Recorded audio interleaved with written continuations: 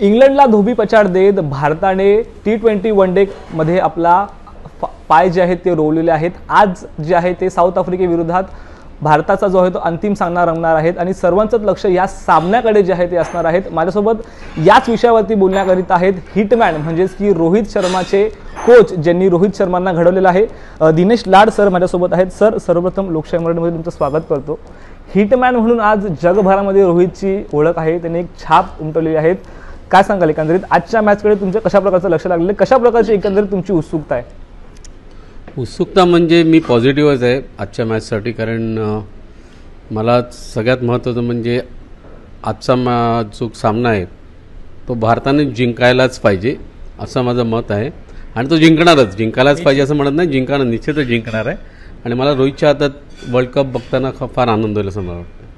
Sir यापूर्वी असं घडलं होतं की सेमीफायनलमध्ये भारताला जो होतो इंग्लंडच्या विरोधातच पराभव स्वीकारावा लागला होता, परंतु आत्ताही कुठेतरी भारतीयांना जे असं वाटत होतं की याची कुठेतरी पुनरावृत्ती होईल, तर तुम्हाला त्या सामन्याविषयी काय वाटत होतं?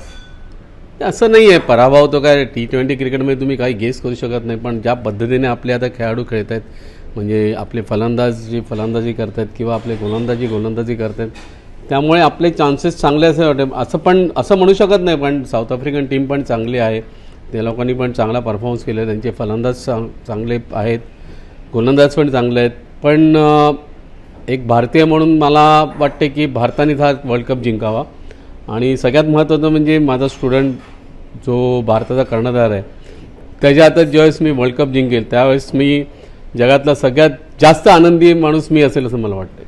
सर पाहायचं झालं तर सामन्यांपूर्वी जे आहे ते रोहित हिटमॅन अनेकदा तुम्हाला भेटत असतो, तुमच्यासोबत तो संवाद साधत असतो, तुमची भेट देखील तो घेत असतो, तर या सामन्यापूर्वी तुमच्यासोबत त्याचं काही बोलणं झालं का, तुमची काही भेट झाली का, फोनवर झाली असेल किंवा भेटून प्रत्यक्षात असेल? भेट तर झालेली नाही, परंतु आम्ही फोनवर बोलणं होते। आणि दुसरं असं आहे की मी टेक्निकली काही गोष्टी आम्ही काहीच डिस्कस करत नाही, कारण ज्या पद्धतीने त्यांनी आतापर्यंत परफॉर्मन्स करत आला आहे त्याच्यामुळे टेक्निकली बोलणं पण चुकीचं आहे। फक्त एवढंच आहे की मी एवढंच सांगतो, चांगला क्रिकेट खेळ आणि भारताला ज्या वेळेस जिंकण्याच्यासाठी सगळ्यात तुझा मोठा सहयोग कर असं मी त्याला ॲडवाईस करतो। सर थोडक्यात सांगायचं झालं तर रोहित शर्माला अगदी तुम्ही बालपणापासून ओळखता, आज तो भारतीय संघाचा कर्णधार आहे, जगावर त्यांनी छाप उमटवली आहे, परंतु ज्यावेळेस रोहित शर्मा शाळेच्या संघामध्ये खेळायचा तेव्हा तो गोलंदाज होता, गोलंदाज ते फलंदाज, हा एकंदरीत प्रवासाविषयी काय सांगाल त्याच्या? असं होतं ज्यावेळेस त्याला शाळेत मी ॲडमिशन करून दिलं 1999 साली, त्यावेळेस तो ॲज अन बॉलर म्हणून मी त्याला बघितलं होतं खरं म्हणजे।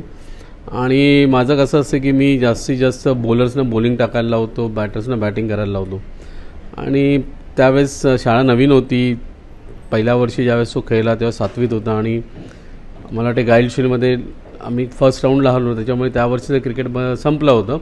ज्यावेळेस नेक्स्ट इयर ज्यावेळेस क्रिकेट चालू झालं शाळेचं, ज्यावेळेस आम्ही हॅरिस शील्डची प्रॅक्टिस चालू केली आणि रोहित 8वीत गेला होता आणि मी तो बॉलिंग सुंदर टाकत असल्यामुळे मी त्याला 8वीमधून म्हणजे हॅरिस शील्डमध्ये पण त्यालाच घेतलं आणि गाईड्समध्ये पण। ज्यावेळेस हॅरिसची प्रॅक्टिस चालू होती त्यावेळेस एक मुलगा मी प्रॅक्टिसला येताना एक मुलगा नॉकिंग करताना बघितलं बाहेरून गेटवरनं, म्हटलं कोण मुलगा आहे, सुंदर बॅट येते आहे म्हणून मी आतमध्ये म्हणजे रोहित बॅट नॉक करत होता, तर त्याला म्हटलं बॅटिंग पण करतो, म्हटलं हां, तर म्हटलं ठीक आहे।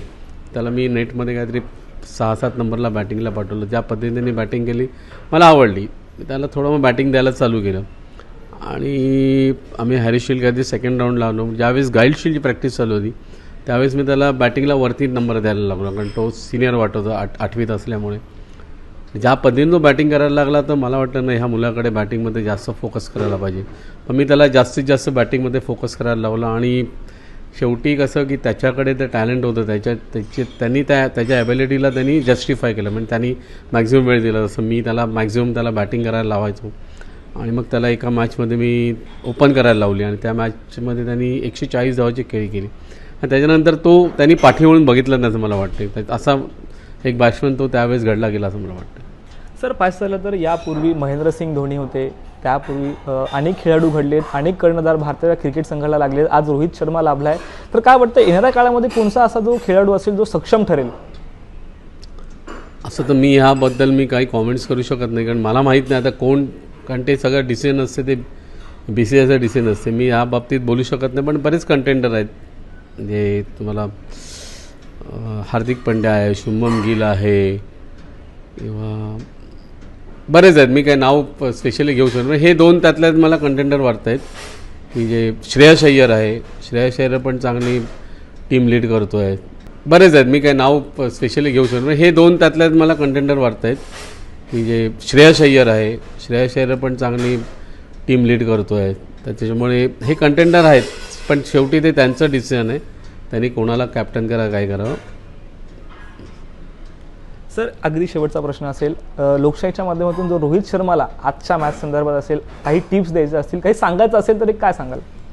टिप्स तर काही देऊ शकत नाही. मी मागाशी म्हटल्याप्रमाणे मी टेक्निकली मी त्याला काहीच सांगत नाही, पण एवढंच सांगेन की हा वर्ल्ड कप जिंकण्यामध्ये तुझा मोठा हातभार लागला पाहिजे, कारण 130 कोटी जनतेचा तुझ्या मागे पाठिंबा आहे.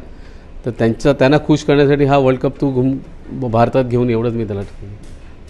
धन्यवाद सर, लोकशाही मराठीसोबत संवाद साधल्याबद्दल. निश्चितच आज जो आहे तो वेस्ट इंडिज येथे हा सामना भारत विरुद्ध साऊथ आफ्रिकेचा पार पडणार आहे आणि सर्वांचं लक्ष जे आहे ते या सामन्यावरती टिकून असणार आहे. निश्चितच या सामन्यामध्ये नेमकं काय घडतंय हेच पाहणं आता महत्त्वाचं असणार आहे. शुभम कोळी, लोकशाही मराठी, मुंबई. लोकशाही मराठी ऐका, पहा, जागरूक रहा.